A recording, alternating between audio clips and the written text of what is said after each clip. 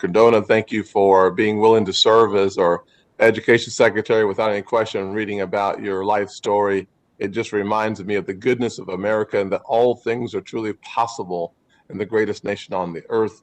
Your story models that reality, and I'm so excited to have a conversation with you about making sure that education is the foundation for the next generation of success stories. And as you and Senator King were just having a really important conversation about tech schools and two-year education, I want to just put a plug in there for SHOP. You may not be old enough to remember when we had SHOP in high schools, but it's really an important part of the apparatus that makes success possible.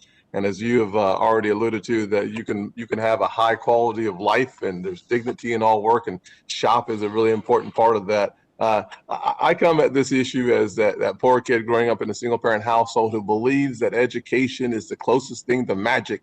And the more we focus on education, K through 12, the more likely we are to have success stories in every community in this country. And that's exactly what we're striving to do. And I will say that without question. And unfortunately, it's become more and more clear to me that partisan politics and special interest groups sometimes finds its way in front of kids and education.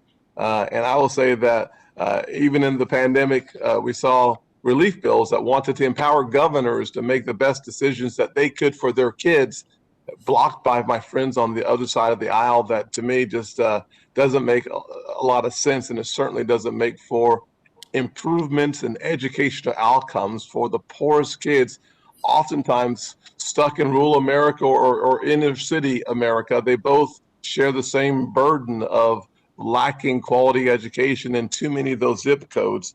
And frankly, one of the things that's most alarming, Dr. Cardona, is that many of our public schools remain closed. And we know that the learning loss that happens over the summertime and in normal circumstances and situations slows down the learning progress for so many kids. So imagine 18 months outside the classroom.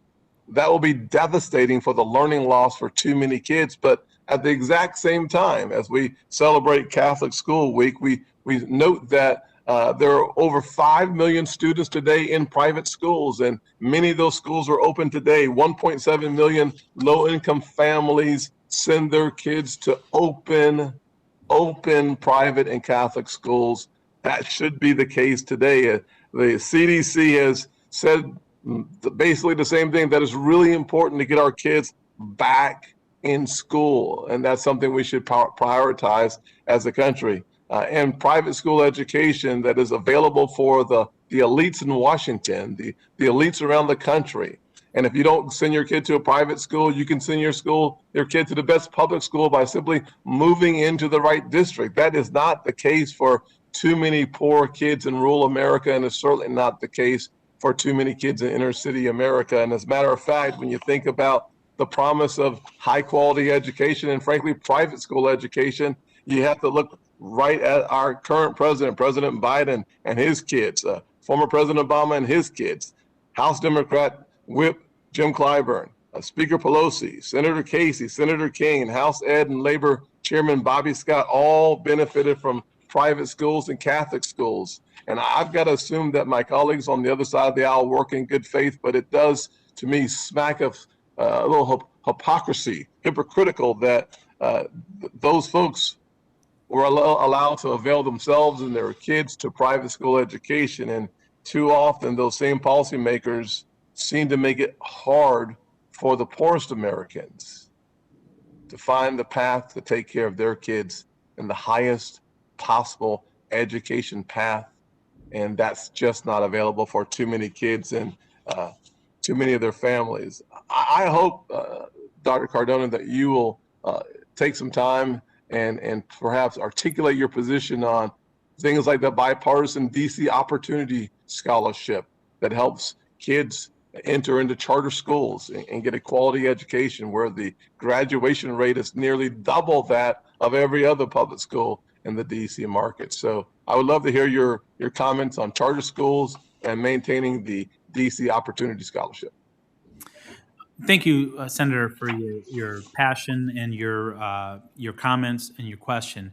You know, I recognize there are excellent examples of charter schools. I've seen many in Connecticut. Stanford Charter comes to mind. I know there are also phenomenal examples of neighborhood schools that are doing just as great work and are giving all Absolutely. to succeed. And my passion really is to ensure quality schools, period. Making sure that we're not supporting a system of winners and losers where if you get into a school, you have an opportunity for success. But if you don't get into a school, your options lead to at least a belief that you can't make it. So for me, I'm a strong proponent of making sure all schools are quality schools, investing in our neighborhood schools to make sure that they're quality schools where parents want to send their children. We know most parents want to send their children to their neighborhood school. So it's really important that we support all schools, including those neighborhood schools that are usually the first choice for families in that community. I know that I'm out of time, so I'll just say this, Dr. Cardona, thank you for your answer. Thank you for being clear. I certainly share the objective of making sure that every child in every zip code has a quality choice. Unfortunately, for poorer kids and minority kids and rural kids, that is not always the case. And I want to make sure that we make that playing field as level for them as conceivably possible. Thank you. And thank you for your a little extra time, Chairwoman Murray. Thank